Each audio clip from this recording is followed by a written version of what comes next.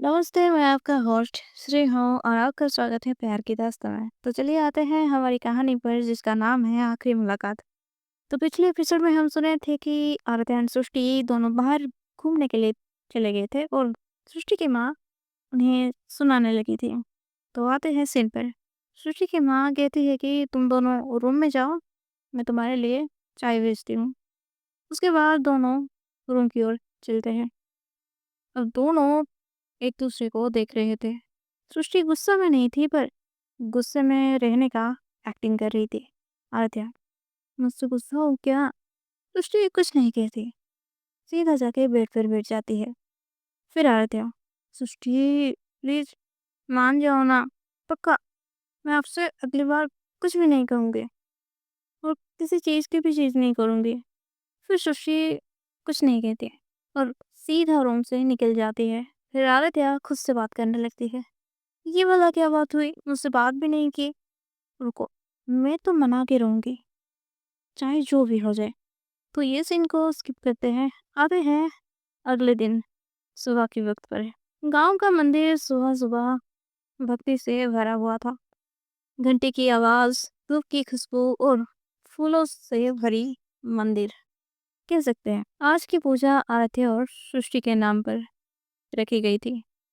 सृष्टि मंदिर के कोने में बैठी थी, चेहरा शांत पर आंखों में गुस्सा का नाटक। वो आरती से बात नहीं कर रही थी। हाँ, वो दोनों को बात ना करते हुए एक दिन बीत चुके हैं। आरती सब समझ रही थी, ये गुस्सा नहीं है, ये सिर्फ उसका प्यार था जो थोड़ा रूठ गया था। आराध्या धीरे धीरे उसके पास बैठी। पहले कुछ नहीं बोली, बस अपना दुपट्टा ठीक किया और पूजा की थाली से एक छोटा सा फूल उठाया। फूल सृष्टि के हाथ पर रखा और फिर वो बोली, भगवान के सामने झूठ बोलना पाप होता है और तुम्हारा गुस्सा तो बिल्कुल झूठा है। सृष्टि ने नजर ऊपर नहीं उठाई, बस धीरे से बोली, तो फिर सच क्या है? आराध्या मुस्कुराई, उसके कान के पास झुककर हल्की सी आवाज में बोली, सच ये है, अगर तुम नाराज रहती हो ना तो मेरी सारी पूजा अधूरी रह जाती। सृष्टि के होंठों के कोने हिल गए पर वो अभी भी नाटक कर रही थी। आराध्या ने पूजा की थाली उठाई और सृष्टि के माथे पर खुद तिलक लगा दिया। आराध्या, आज पूजा मेरे नाम पे हो या ना हो, पर मेरी जिंदगी की हर दुआ तुम हो, बस इतना कहना था। सृष्टि ने आराध्या का हाथ पकड़ लिया। गुस्सा कहीं खो गया, आंखों में सिर्फ प्यार रह गया। फिर अगली बार मुझे मनाने के लिए ना ये सारी बातें मत करना, प्लीज।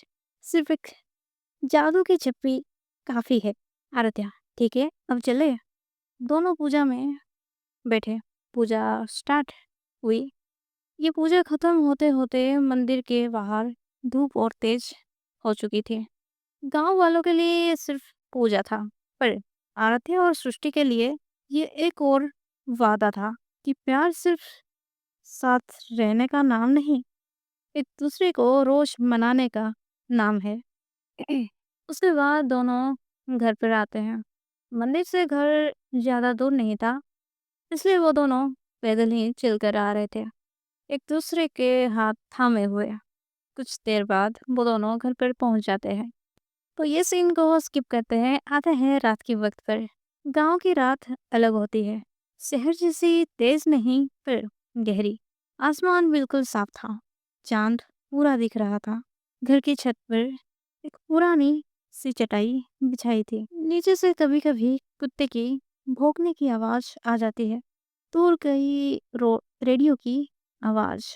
अरतिया छत पर पहले आ गई थी, हाथ में दो स्टील के ग्लास जिनमें दूध था। सृष्टि पीछे पीछे आ गई, पैरों में घुंघरू नहीं पर चल में शरारत पूरी। इतनी शांति सस्पिशियस होती है, सृष्टि ने कहा। आराध्या मुस्कुराई, तुम हो ना शांति का बैलेंस बिगाड़ने के लिए। सृष्टि चटाई पर बैठ गई, फिर लेट गई, सीधा चांद के नीचे। सृष्टि, देखो आराध्या, वो बोली, शादी के बाद भी चांद वही है। आराध्या भी आके लेट गई, पर थोड़ा पास। आराध्या, पर देखने वाली आंखें बदल गई है। सुशी ने उसकी तरफ देखा। आज ज्यादा पोइटिक हो रही हो। आराध्या ने धीरे से कहा, तुम्हारी वजह से। सुशी अचानक उठकर बैठ गई। एक बात बताओ आराध्या। क्या? सुशी, शादी के बाद तुम इतनी स्वीट क्यों हो गई हो? आराध्या ने आईब्रो ऊपर उठा के कहा, मैं पहले बुरी थी क्या? सृष्टि हंस पड़ी।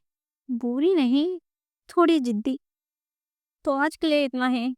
आगे जानेंगे क्या होगा। अगर आवाज़ आए तो प्लीज़ माफ़ कर देना, ये मेरी गलती नहीं है। रिकॉर्डिंग करने के लिए मैं बाहर बैठ गई। मुझे क्या पता था कि आवाज़ आएगी। तो आवाज़ के लिए आई एम सॉरी।